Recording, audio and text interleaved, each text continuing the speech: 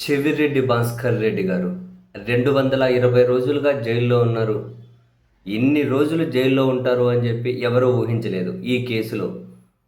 కానీ ఎందుకో తెలియదు కానీ ఇటు పోలీసులు అంటే ఓవరాల్‌గా ప్రభుత్వం తన మీద చాలా కక్షపూరితంగా వ్యవహరిస్తుంది అనే ఆ సంకేతాలైతే చాలా స్పష్టంగా కనిపిస్తూ ఉన్నాయి. కారణం ఏంటి అంటే, నాకు ఆరోగ్యం బాగోలేదు, కనీసం వైద్యం చేయించుకోవడం కోసం కాసింత అనుమతించండి అని చెప్పి ఎన్ని పిటిషన్లు వేసుకుంటూ వచ్చినా, ఎంతగానం పాపం తను మొత్తుకుంటూ వచ్చినా, కనీసం తన వైద్య పరీక్షలకు కూడా అలో చేయడం లేదు. బాగోలేదంటే పొద్దున్నే అక్కడికి ఆసుపత్రికి తీసుకెళ్తారు. ఏదో 2 సూదులు మందులేసి మళ్ళీ సాయంత్రానికి పిలుచుకొని వచ్చేస్తారు. నేను ఇంతకుముందు నాకు వెన్నునొప్పికి మంతెన ఆశ్రమంలో చికిత్స చేయించుకున్నాను. మళ్ళీ అక్కడ చేయించుకుంటే పోతది.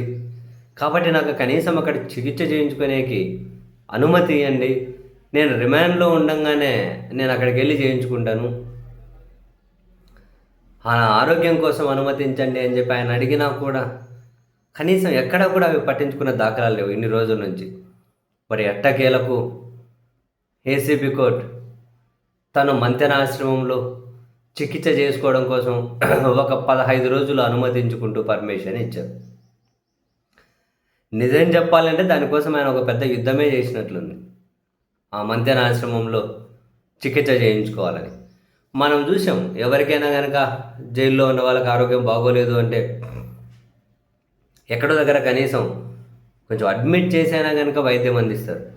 ఎందుకు ఇప్పుడు చంద్రబాబు నాయుడు గారు జైల్లో ఉన్నప్పుడు ఆయన బయటకు వచ్చిండేది హెల్త్ బెయిల్ మీదే వచ్చారు. తనగానే హెల్త్ బెయిల్ మీదే ఫస్ట్ బయటకు వచ్చింది, హెల్త్ గ్రౌండ్స్ మీదే బెయిల్ తీసుకొని. అండ్ ఇప్పుడు చెవిరెడ్డి భాస్కర్ రెడ్డి గారు ఏ కేసులో అయితే అరెస్ట్ అయ్యారో ఆ కేసులో అరెస్ట్ అయిన వాళ్ళందరూ బెయిల్ తీసుకొని బయటకు వచ్చారు కూడా.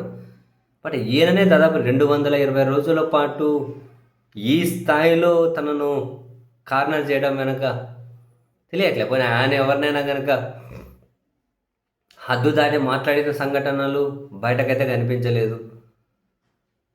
బేసిక్గా ఆయన ప్రత్యర్థులతోటి కూడా స్నేహాలే మెయింటైన్ చేస్తూ ఉండే నిజంగానే. అప్పుడు తెలుగుదేశం పార్టీ పత్రికలకు ఎవరైనా అడ్వర్టైజ్మెంట్లు ఇవ్వాలన్నా లేకుంటే ఇప్పుడు ఇప్పుడు ఇప్పుడు వైసీపీకి అనుబంధంగా ఉండే వాళ్ళ సొంత పత్రికలకు టీడీపీ వాళ్ళు ఇవ్వరు.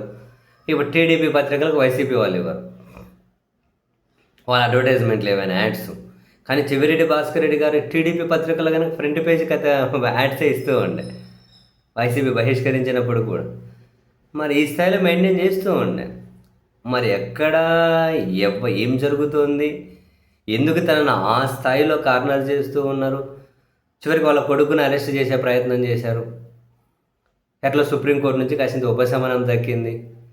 ఇప్పుడు ఒకవేళ ఇప్పుడున్న కేసులో బెయిల్ వచ్చినా కూడా మళ్ళీ ఏదో తుడా కేసు ఉంది అని చెప్పి ఆ కత్తి వేలాడుతుందని చెప్పి చెబుతూ ఉన్నారు.